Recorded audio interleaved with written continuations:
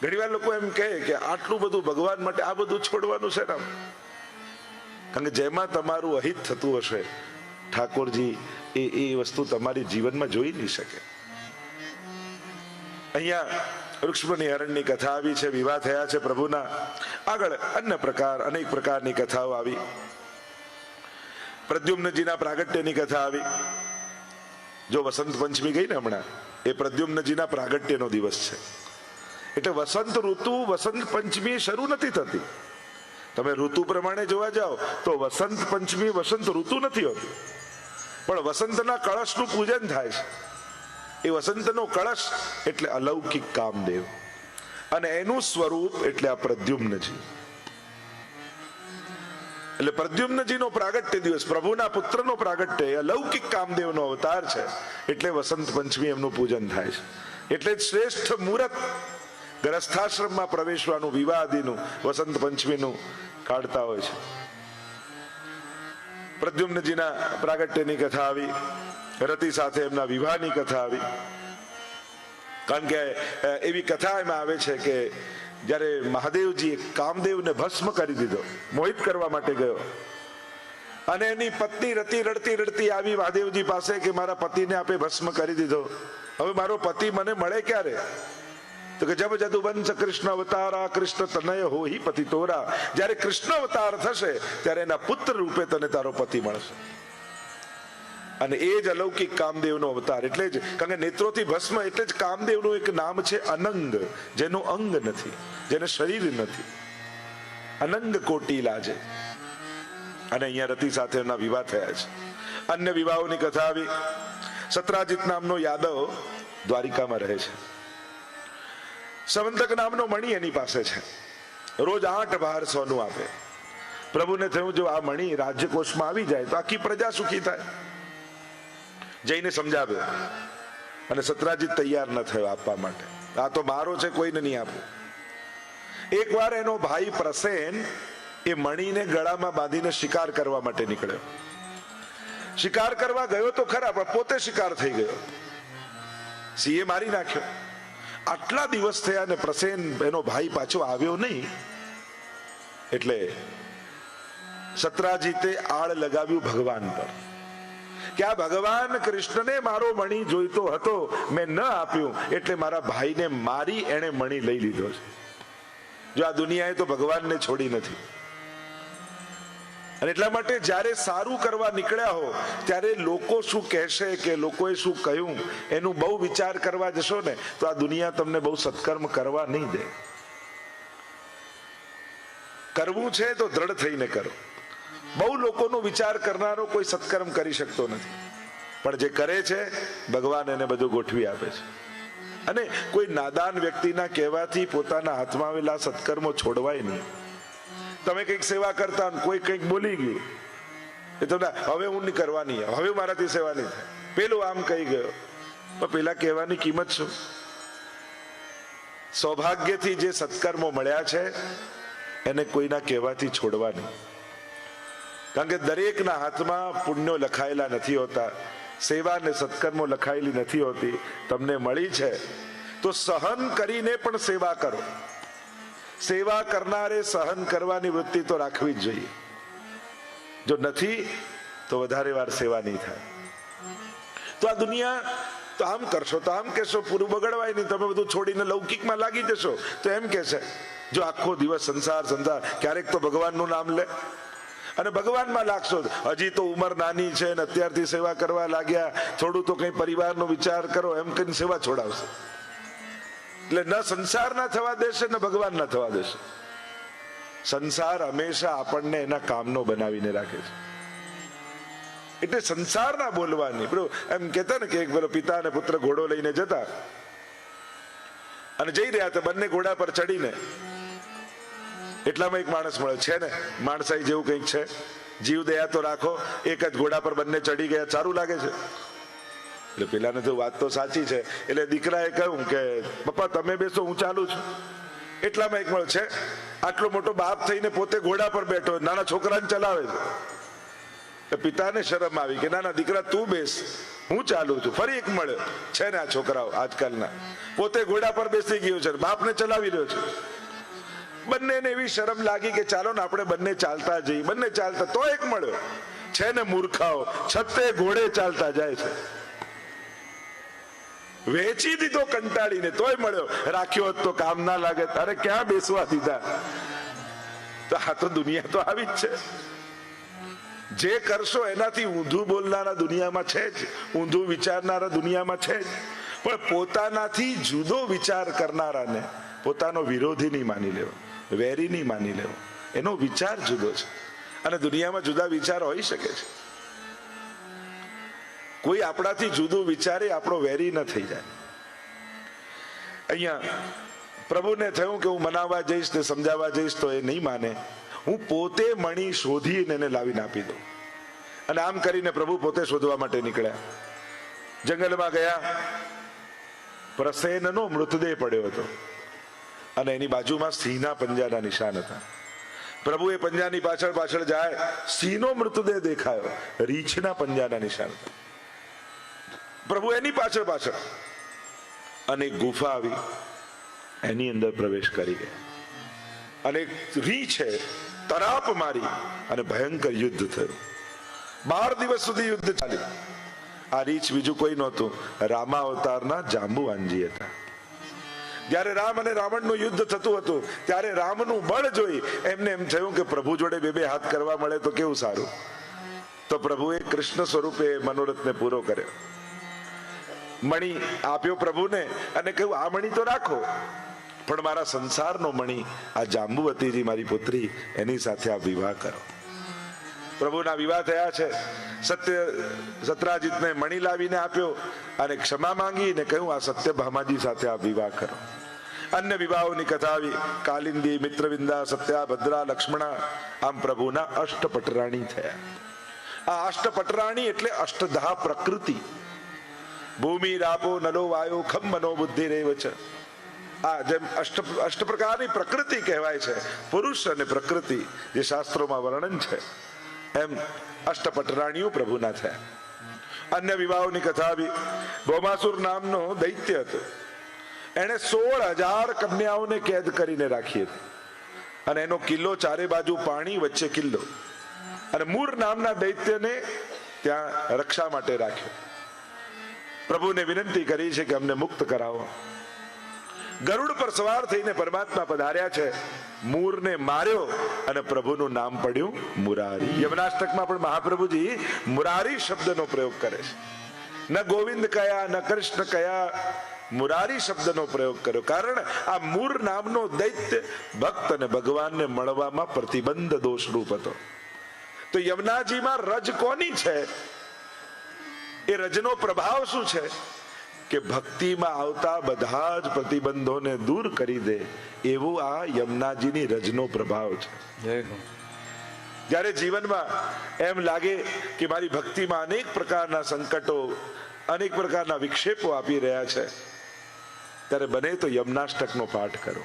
એમ પણ પ્રત્યેક વૈષ્ણવે રોજ યમનાષ્ટક, કૃષ્ણાશ્રય આ 2 પાઠ તો કરવા જ જોઈએ. અને સર્વોત્તમજી કરો તો વધારે ઉત્તમ. પણ આ તો થવું જ જોઈએ. એક યમનાષ્ટક કરવા માત્રથી 5 મિનિટ લાગે, પણ 24 કલાક યમુનાજી તમારી રક્ષા કરશે. મહાપ્રભુજી પણ 5 ફળ બતાવે છે ને. ફળ તવાષ્ટકમિદં મુદા પઠતિ સૂર સૂતે સદા સમસ્ત દુરિતક્ષય. સમસ્ત પાપોનો નાશ થાય. ભગવદ નામથી જ પાપ જાય. અને એમાં પણ યમુનાજીનું નામ જે પ્રભુને પણ પ્રિય છે. तिनके गुण सुनन को लाल गिरिधर न पिय आए सन्मुख ताके बिराजे. श्री यमुनाजीना गुणगान થતા હોય ને ત્યાં તો સ્વયં પ્રભુ આવીને શ્રવણ કરવા લાગે. એટલે બને તો એક યમનાષ્ટક રોજ કરો. સમસ્ત દુરિતક્ષય, સમસ્ત પાપોનો નાશ થશે. ભવતિ વૈ મુકુંદે રતિ, પ્રભુમાં પ્રીતિની વૃદ્ધિ થશે. તયા સકલ સિદ્ધયો, સકલ સિદ્ધિનું દાન કરશે. મુરરી પુષ્ચ સંતુષ્ટતિ, પ્રભુને પરમ સંતોષ. અને સ્વભાવ વિજયો ભવે, સ્વભાવ પર વિજય થાય. માણસને ભગવાન બધું ગોઠવી આપે ને તો છેલ્લે પોતાના સ્વભાવથી દુખી થાય. જો સંજોગો દુખી કરે ને તો સમજાય, પણ સ્વભાવથી દુખી ન થતા. એ તો પોતાનો જ પગ કુલાડી પર મારવા જેવો છે. પ્રભુએ બધું જ ગોઠવી આપ્યું, છતાંય માણસ કાંઈ ને કાંઈ એવા વિપરીત સ્વભાવમાં ફસાઈ જાય, અને સ્વભાવમાંથી નીકળવું બહુ અઘરું છે. સ્વભાવ બદલવો બહુ કઠિન છે. આ તો યમુનાજી કૃપા કરે ને તો જ સ્વભાવ પર વિજય થાય. તો મુરારી નામ પરમાત્માનું પડ્યું. મૂળ નામના દૈત્યને માર્યો, 16,000 કન્યાઓને કેદમાંથી મુક્ત કરી અને કહ્યું કે હવે તમે તમારા ઘરે જાઓ. બધી જ કન્યાઓએ વિનંતી કરી, રડવા લાગી. વિનંતી કરતા પ્રભુને કહે છે કે પ્રભુ, સમાજ એવો છે ને કે એક રાત્રિ પણ કન્યા બહાર રહી જાય તો એને જીવવા નથી દેતું. તો અમે તો આટલા સમયથી આ અસુરની કેદમાં છીએ. આપ અમને ઘરે મોકલશો પણ સમાજ અમારો સ્વીકાર નહીં કરે, અમને તરછોડશે, અમારું જીવવું દુષ્કર થઈ, એના કરતા અમે મરી જઈએ સારું. અને જો આપ અમારો સ્વીકાર નહીં કરો તો અમે આત્મઘાત કરી લઈએ, એ અમારા માટે વધારે સારું. પ્રભુ ઈચ્છે તો બધાને દાસી બનાવીને રાખી શકત, પણ પ્રભુએ એક જ મુહૂર્તમાં 16,000 રૂપ ધારણ કર્યા અને એક સાથે 16,000 વિવાહ પરમાત્માએ કર્યા છે. અને સર્વને રાણીનું સન્માન પરમાત્માએ આપ્યું છે. આગળ બલરામજી દ્વારા રૂકમીના વધની કથા આવી, ઉષા અનિરુદ્ધ વિવાહની કથા આવી, નગરાજાની કથા આવી. આ નગરાજા કાચિંડો બનીને કુવામાં પડ્યા છે. યાદવના બાળકો રમતા રમતા આવ્યા અને જોયું તો આટલો મોટો કાચિંડો કુવામાં. જળ છાટ્યું ને દિવ્ય પુરુષ પ્રગટ થયો. પૂછ્યું કોણ છો? કહ્યું કે નૃગરાજા છે. દુનિયામાં મારા જેવો દાતા બીજો કોઈ નથી. વર્ષાની બૂંદો પડે એટલી ગાયોના દાન મેં કર્યા છે, પણ એક વારની ભૂલને કારણે કાચિંડો બનીને પડ્યો છે. એક વાર કેટલીક ગાયો મેં દાનમાં આપી એક બ્રાહ્મણને. રાતના સમયે એ ગાય પાછી મારી ગૌશાળામાં આવી ગઈ અને બીજા દિવસે બીજા બ્રાહ્મણને ગાય આપી દીધી અને બંને બ્રાહ્મણોમાં ઝઘડો થયો. શ્રાપ મને લાગ્યો અને કાચિંડો બનીને પડ્યો છે. એટલે માટે જ આપણે ત્યાં દાનમાં પણ વિવેક બતાવ્યો છે. દાન કઈ રીતે અપાય, કોને અપાય, અને કોને અપાય તો વાત જુદી, કોનું લેવાય એ પણ વિચારવું જોઈએ. જે આપે બધાનું લઈ ન લેવાય. વૈષ્ણવે તો એ પણ વિચારવું, ભક્તે તો એ પણ વિચારવું કે આ મને આપે છે, આનું લેવા જેવું છે કે નહીં. આપવામાં તો આપણે વિચારીએ કદાચ કે કોને આપવું, યોગ્યતા શું. અને દાનનું પણ એ છે કે આપણા સામર્થ્ય પ્રમાણે આપણે આપીએ કે સામેવાળાની જરૂરિયાત પ્રમાણે આપીએ. સામેવાળાને કેટલું આપવું જોઈએ. ઉપનિષદમાં પણ દાનના અનેક પ્રકાર બતાવ્યા. શ્રદ્ધયા દેયમ, અશ્રદ્ધયા દેયમ, શ્રિયા દેયમ, રિયા દેયમ, ભિયા દેયમ, સંવિદા દેયમ. સમજપૂર્વક આપો. તમારા દાનનો કોઈ દુરુપયોગ તો નથી કરતો ને. જો ધનની તો 3 જ ગતિ છે, દાન, ભોગ અને નાશ. કા દાન કરો, કા ભોગવો, કા એનો નાશ થશે. આ 3 જ ગતિ છે. ચોથી ગતિ શાસ્ત્રો નથી બતાવતું. ચોથી ગતિ ધનની 3 જ ગતિ બતાવી. કા દાન કરો, અને શ્રેષ્ઠ ગતિ દાન છે, કા ભોગવી લો. ઘણી વાર માણસ ભોગવી નથી શકતો, આપી નથી શકતો, અને એનો નાશ થાય છે. તમારી મહેનતથી કમાયેલું તમારા આત્મકલ્યાણમાં લાગે એ જરૂરી છે. બાળકો આ દેશમાં રહે છે, ભણે છે, કમાય છે, બધું બધાનું કરી જ લેવાના છે. એ લોકો પોતપોતાના સામર્થ્યથી આગળ વધશે જ, અને યથાશક્તિ કરવી જ પણ જોઈએ મદદ. પણ તમે પરિશ્રમથી જે ભેગું કર્યું છે એ તમારા આત્મકલ્યાણ, તમારા પુણ્ય સંચય એમાં ઉપયોગમાં આવે એ પણ જરૂરી છે. એટલે એનોય પ્રયાસ કરજો. શ્રદ્ધયા દેયમ, કયું શાસ્ત્ર કહે છે કે શ્રદ્ધાથી આપો. જ્યારે પણ આપો ભાવથી આપો. રિયા, શરમથી આપો. પેલો આમની કથા આવતી, રહીમજી જેટલું જેટલું આપે એટલા શરમથી એનું મસ્તક ઝૂકતું જાય. ઢગલો કરે રોજ પોતાની મિલકતનો ને આપતા જાય, મસ્તક નીચે. પૂછ્યું, શીખે કહા નવાબ જુ દૈની એસી દેન, જ્યો જ્યો કર ઊંચે ચડે ત્યો ત્યો નીચે નૈન. આ ક્યાંથી શીખ્યા છે? જેટલું આપો એટલું મસ્તક શરમથી ઝૂકે છે. કેમ? ત્યારે રહીમજીએ કહ્યું કે દેને હારા ઓર હૈ, જો દેતા દિન રૈન, લોગ ભરમ હમ પર કરે યા વિધ નીચે ને. આપનારો તો એ પરમાત્મા છે, ખિસ્સા સુધી તો એ પહોંચાડે છે. હું તો ખાલી ખિસ્સામાંથી કાઢીને આપું છું અને લોકો એમ સમજે છે કે હું દાતા છું, હું આપનારો છું, પણ આપનારો તો ઈશ્વર છે. પ્રભુ જ આપણા સુધી પહોંચાડીને આપણને અવસર આપે છે. સંવિદા દેયમ એટલે કે સમજપૂર્વક આપો. જ્યારે પણ આપીએ યોગ્ય સ્થાને યોગ્ય જગ્યાએ આપીએ. જ્યાં પણ આવા સત્કર્મ થાય, ભલે ભલે બહુ મોટું ન કરી શકીએ, સ્કૂલ ન બાંધી શકીએ, એકને ભણાવી તો શકીએ ને, હોસ્પિટલ ન બાંધી શકીએ, એકનો ઈલાજ તો કરાવી શકીએ ને. આપણાથી યથાશક્તિ જે પણ થાય, પણ આપણા હાથથી દાન થતું રહેવું જોઈએ. શાસ્ત્ર એમ કહે છે, હાથને પુણ્ય કરવાની આદત છોડાવવી નહીં.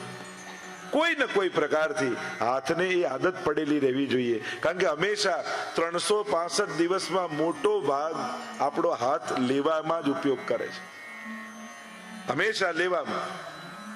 પણ એને કેટલીક ક્ષણો દ્વારા આદત પાડો કે આપવામાં પણ વપરાય. સમજપૂર્વક આપો. જો જરૂરી નથી કે આપેલું હોય માણસ દેખાય જ. જો વ્યક્તિને ન દેખાય, આશીર્વાદ. એવું કહેતા કે એક વ્યક્તિ સ્ટેશનેથી જતો હતો, ભિક્ષુક, અને કોઈ ટ્રેનના બારી પાસે બેઠો છે, અને અંધ ભિક્ષુકે આવીને કહ્યું કે કંઈક આપો ને, ભગવાન તમારું ભલું કરશે, સુખી કરશે, આમ કરશે. તો બારીવાળાએ તો નહીં, પણ ઉપર બર્થમાં જે સૂતો તો એને 10 રૂપિયા કહ્યું કે એમને આપી દો ને, અને પેલા ઉપરવાળાથી લઈને આપી દીધું. અને પેલો એટલા બધા આશીર્વાદ આપવા લાગ્યો કે સુખી થાય, તારા બાળકો સુખી થાય, તું નિરોગી થાય, લાંબુ આયુષ્ય થાય. પેલો બારી પાસે બેસેલા કહ્યું કે મેં નથી આપ્યું, આ ઉપરવાળાએ આપ્યું છે. ભિક્ષુકે કહ્યું કે હું આંધળો છું, મારા આશીર્વાદ આંધળા નથી, એ તો ત્યાં સુધી પહોંચી જ જવાના છે.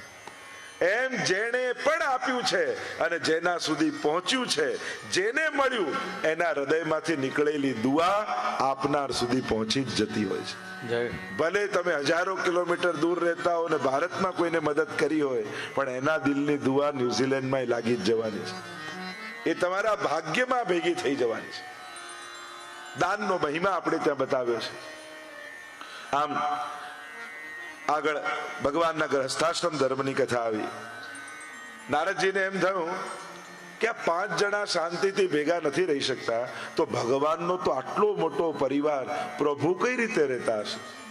ઘણાને બીજાના ઘરમાં ડોક્યું કરવાની બહુ આદત હોય, અને હવે તો બારીએ મળી ગઈ છે. આપણા ઘરે બેઠા બીજાના ઘરમાં ડોક્યું કરવું હોય, તે બારીનું નામ છે ફેસબુક. બેઠા બેઠા ત્યાં શું ચાલે છે, અને જોતા જોતા જો બધા જ ફરવા જાય છે, આપણે જ નથી જતા. બધા નવી કાર લે છે, આપણે જ નથી લેતા. બધાના ઘર નવા થઈ ગયા, આપણા જ નથી થતા. ફોટા જોઈ જોઈને ઘરે બેઠા જીવ બાળ્યા કરે.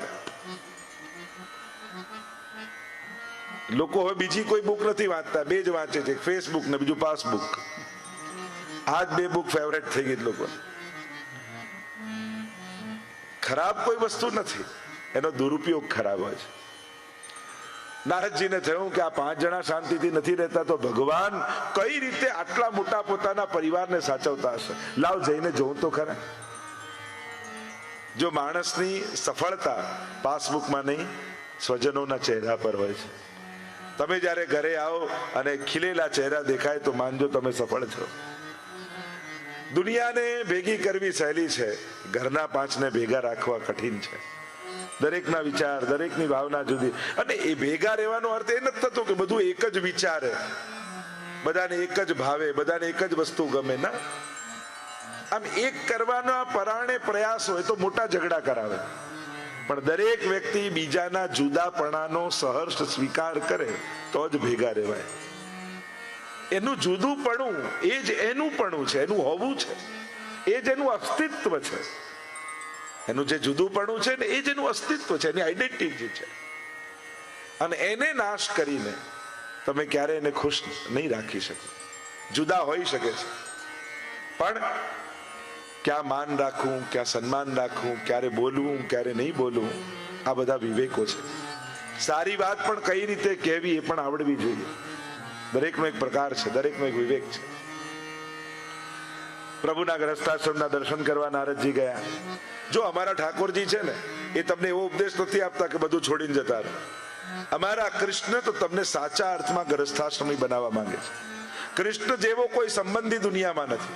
તમે દરેક સંબંધમાં ભગવાનને મૂકીને જુઓ, એના જેવો કોઈ સંબંધી નહીં મળે. પુત્ર કેવો હોય તો કૃષ્ણ જેવો, પિતા કેવો હોય તો કૃષ્ણ જેવો, પતિ કેવો હોય તો કૃષ્ણ જેવો, સખા કેવો હોય તો કૃષ્ણ જેવો, ભાઈ કેવો હોય તો કૃષ્ણ જેવો. તમે દરેક સંબંધમાં એને રાખીને જુઓ. કૃષ્ણએ સંબંધ નિભાવતા શીખવાડ્યું છે, સંબંધોથી ભાગતા નથી શીખવાડ્યું. દુનિયામાં જેટલા સંન્યાસીઓની જરૂર હતી ને એટલા થઈ ગયા છે. હવે સારા ગ્રહસ્થીઓની દુનિયાને જરૂર છે.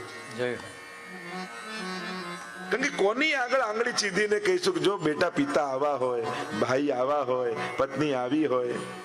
આજે વડીલોને આપણે જોતા, જ્યારે એમની સામે એમ કહેવાતું કે મોભી ઘરનો કેવો હોય. આજે આઈડિયલો સમાજમાંથી સમાપ્ત થઈ ગયા ને એટલે લોકોને પ્રેરણા આપવી બહુ અઘરી થઈ ગઈ છે. કેવલ પુસ્તકો પ્રેરણા નથી આપી શકતી, જીતા જાગતા વ્યક્તિઓ જ પ્રેરિત કરતા હોય છે. ગીતાજીમાં એટલે ભગવાને કહ્યું લોકસ તદનુ વર્તતે, લોકો તો અનુગમન કરનાર. યદ યદ આચરતી શ્રેષ્ઠ તત્તદ દેવેતરો જના સયત પ્રમાણમ કુરુતે લોકસ તદનુ વર્તતે. શ્રેષ્ઠીઓ જે રીતે ઉદાહરણ સ્થાપિત કરે, લોકો એને ફોલો કરે છે. અને દુનિયામાં વધારે ફોલોઅર્સ જ છે. તો આઈડિયલો ક્યાં સમાજમાં? અને જે સમાજ નબળા વ્યક્તિઓને આઈડિયલ બનાવી લે ને તો આખો સમાજ નબળાઈ તરફ જતો રહે. તમે આખા ભારત વર્ષનો ઇતિહાસ તમે જુઓ. પહેલા ઋષિ મુનિ સંતો મહાત્માઓ આદર્શ હતા. દરેક યુવાનને એમ થતું આવો ઋષિ મારે બનવું છે. પછી જુદા જુદા રાજા મહારાજાઓ આવ્યા, આદર્શ રાજાઓ, લોકોને પ્રેરણા આપી આવા રાજાની જેમ જીવવું છે. પછી સમાજ સુધારકો આવ્યા, સમાજ સુધારણાની ક્રાંતિ કરી, લોકોને આઈડિયલ આપ્યા, અમારે આવું થવું છે. પછી આદર્શ નેતાઓ આવ્યા. આખા ભારત વર્ષને આઝાદીના સમય એમ થયું આ નેતાઓ જેવા આપણે બનવું છે, આમને ફોલો કરવા છે. પણ છેલ્લા 30-40 વર્ષમાં હવે બધાના આઈડિયલ એક્ટર અને એક્ટ્રેસ થઈ ગયા. અને કેવલ આવા આઈડિયલો માણસ સમાજમાં ઉભા કરી લે. કારણ કે જેના જીવનમાં કોઈ આદર્શ ન હોય, કોઈ કલાકાર હોય ને સન્માન છે, પણ એનું જીવન જ્યારે સમાજને પ્રેરનારું ન હોય, પતન કરનારું હોય, અને લોકો પછી એવી નબળી વસ્તુને ફોલો કરવા લાગે તો આખું સમાજ નબળાઈ તરફ જવા લાગે.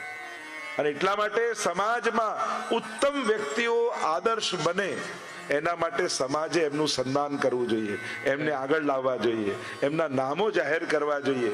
ઘણીવાર સંસ્થાઓમાં કે મંદિરોમાં કે હોસ્પિટલોમાં નામ લખાય તો ઘણા કે નામની પણ જરૂર છે. હું તો કહું છું દરેક વખતે નામ કોઈ પ્રખ્યાતિ માટે જ નથી હોતું, યશ કીર્તિ માટે જ નથી હોતું, સમાજને પ્રેરણા આપવા માટે પણ હોય છે.